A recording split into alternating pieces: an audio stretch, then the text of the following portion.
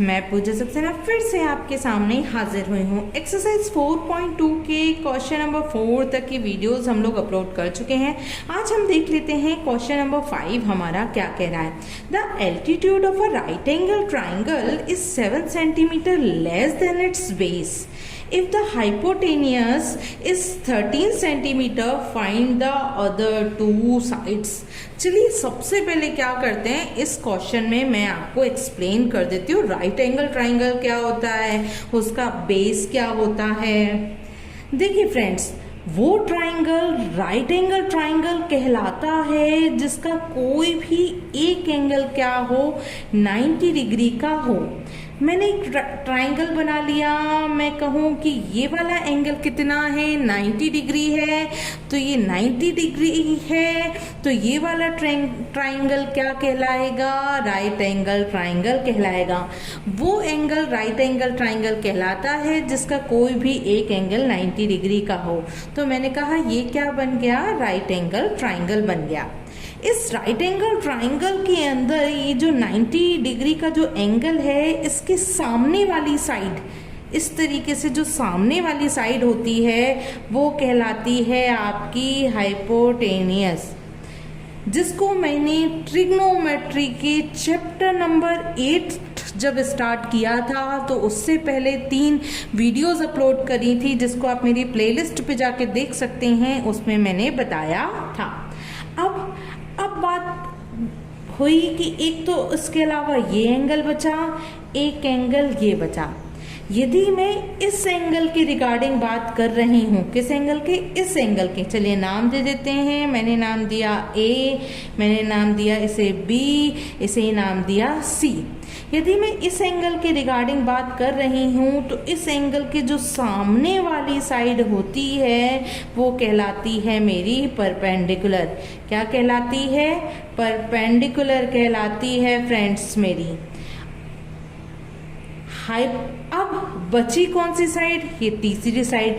यहाँ मैं कह सकती हूँ कि जिस एंगल के रिगार्डिंग मैं बात कर रही हूँ वो एंगल एक तो हाइपोटेनियस को टच करता है, दूसरा जिस साइड को टच करता है वो कहलाता है आपका बेस। या आप ऐसा भी समझ सकते हैं, परपेंडिकुलर और हाइपोटेनियस को छोड़कर जो साइड बची वो कहलाती है आपकी बेस। तो ये तो बात हो गई मेरी राइट एंगल ट्राइंगल के बारे में।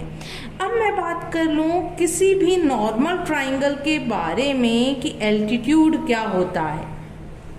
मेरे पास एक ट्राइंगल है ए बी सी।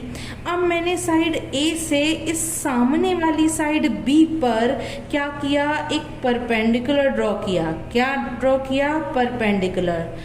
इसे नाम दिया मैंने डी।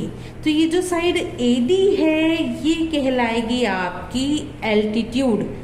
क्या कहलाएगी, एल्टीट्यूड, एडी एल्टीट्यूड। इसी तरीके से हम बी से जो एसी पर परपेंडिकुलर ड्रॉ करेंगे वो भी एल्टीट्यूड कहलाएगी। सी से जो एबी पर परपेंडिकुलर ड्रॉ करेंगे वो भी मेरी एल्टीट्यूड कहलाएगी। अब हम जरा बात क्या कर लेते हैं कि क्वेश्चन हमारा क्या कह रहा है।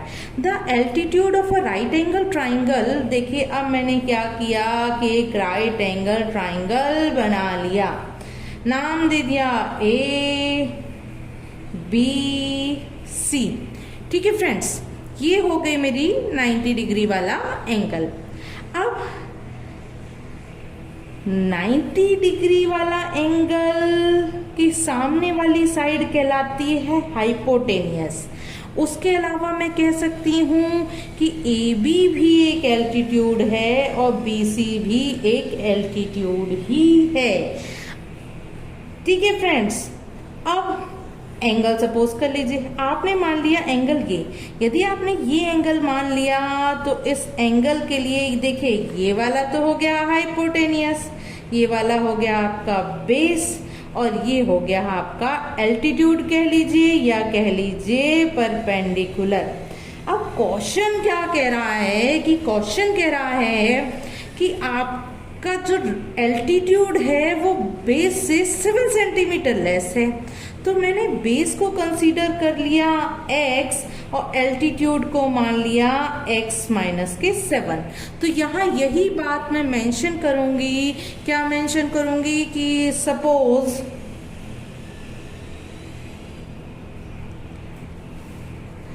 Base of,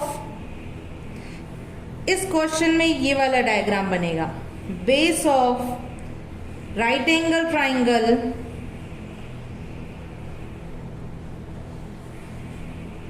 is equals to x and altitude of right angle triangle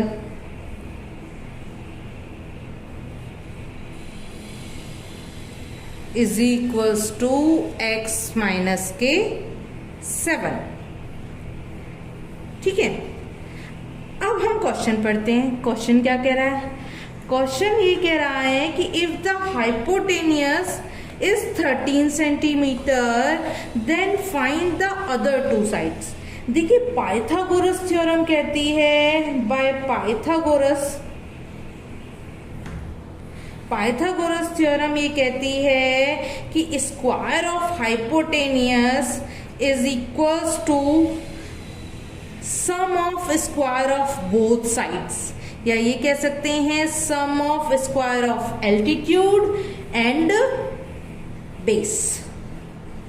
तो यहां मैंने कहा एक बार तो साइड ए बी कह ली और एक बार साइड कह ली B C, sum of square of two sides.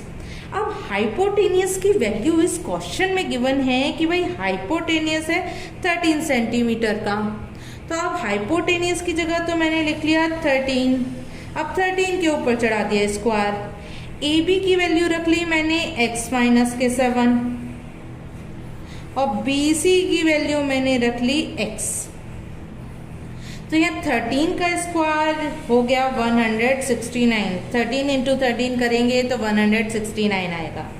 x minus 7, यहाँ मैं आपको बता दूं कि a माइनस बी का होल स्क्वायर का कॉन्सेप्ट लग जाएगा, जो कि कहता है a square plus B square minus के 2ab। तो ये हो गया आपका x स्क्वायर प्लस 49, देखिए a का स्क्वायर यानी x स्क्वायर, b का स्क्वायर यानी 7 का स्क्वायर, 7 का स्क्वायर करेंगे तो 49 आएगा, माइनस के 2ab यानी माइनस के 2 इंटू एक्स इंटू 7 प्लस के एक्स स्क्वायर। तो 169 इज इक्वल्स टू, देखिए एक्स स्क्वायर और एक्स स्क्वायर मिलके हो गए 2x स्क्वायर प्लस के 49 और ये हो गए 7 2 जा 14x।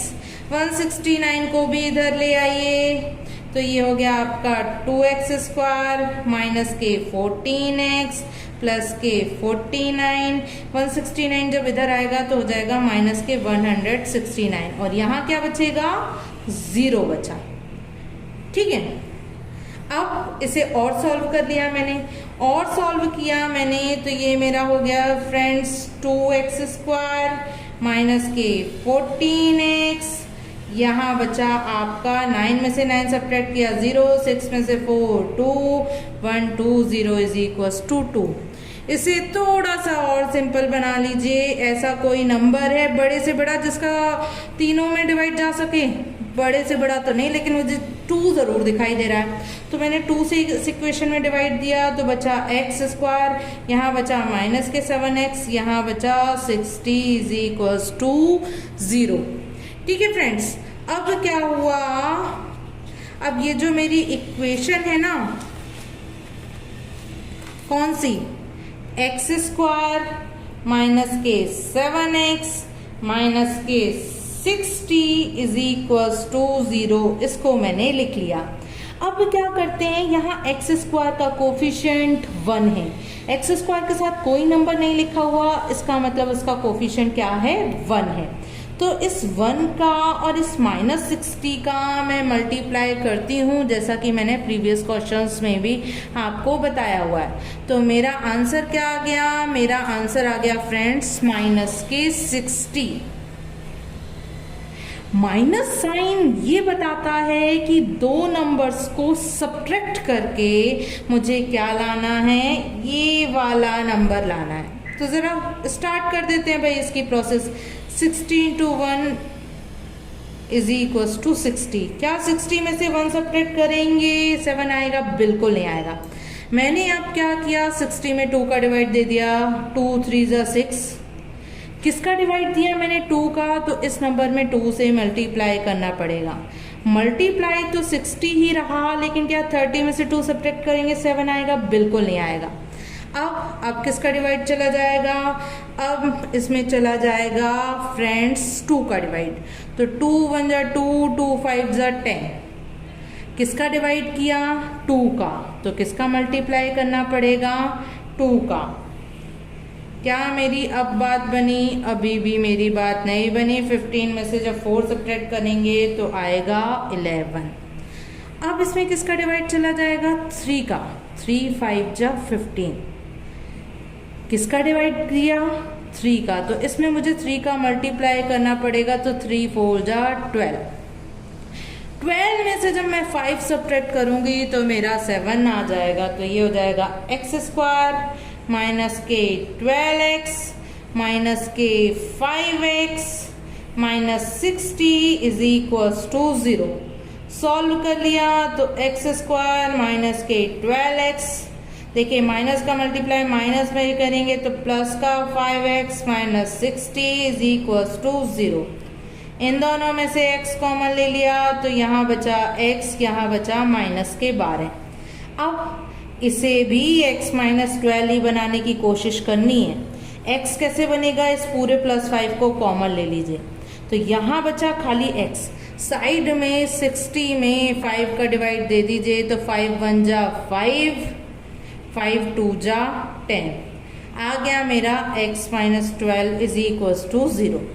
इन दोनों में से कॉमन लिया, x माइनस 12 कॉमन आ गया। यहाँ बचा x, यहाँ बचा प्लस का 5। एक बार मैंने x माइनस 12 को 0 रख दिया, मेरी माइनस 12 उधर चला गया तो हो गया प्लस का 12। तो x की वैल्यू आ गई मेरी 12। एक बार मैंने x प्लस 5 को 0 रखा तो प्लस 5 उधर जाके क्या हो गया? माइनस का 5।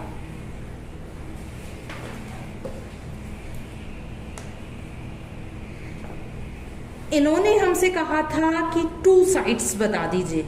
देखिए राइट एंगल ट्राइंगल की साइड माइनस में नहीं हो सकती, इसीलिए प्लस में होगी। तो हम कौन सी वैल्यू को कंसीडर करेंगे? प्लस की वैल्यू को। जब x की वैल्यू 12 आई, इसका मतलब क्या है कि भाई आपका बेस आ गया 12। एल्टीट्यूड क्या था? जो कि क्या था? x। एल्टीट्यूड क्या था आपका? एल्टीट्यूड था x माइनस 7, यानी हो गया 12 माइनस 7 इज इक्वल्स टू 5। तो इसने पूछा था भाई एक साइड 13 है, उसकी अदर साइड्स बता दीजिए। तो हम कहेंगे एक साइड आ गई 12, एक साइड आ गई 5। उम्मीद करती हूँ क्वेश्चन का एक्सप्लेनेशन समझ में आया होगा। फ्रेंड्स यदि मेरे क्वेश्चन का एक्सप्लेनेशन समझ में आया हो तो प्लीज़ मेरी वीडियो को लाइक करिए, चैनल को सब्सक्राइब करिए, बेल आइकन को प्रेस करिए ताकि मेरी वीडियो के नोटिफिकेशन आपको टाइम टू टाइम मिल सके। चलिए फिर मिलेंगे फ्रेंड्स।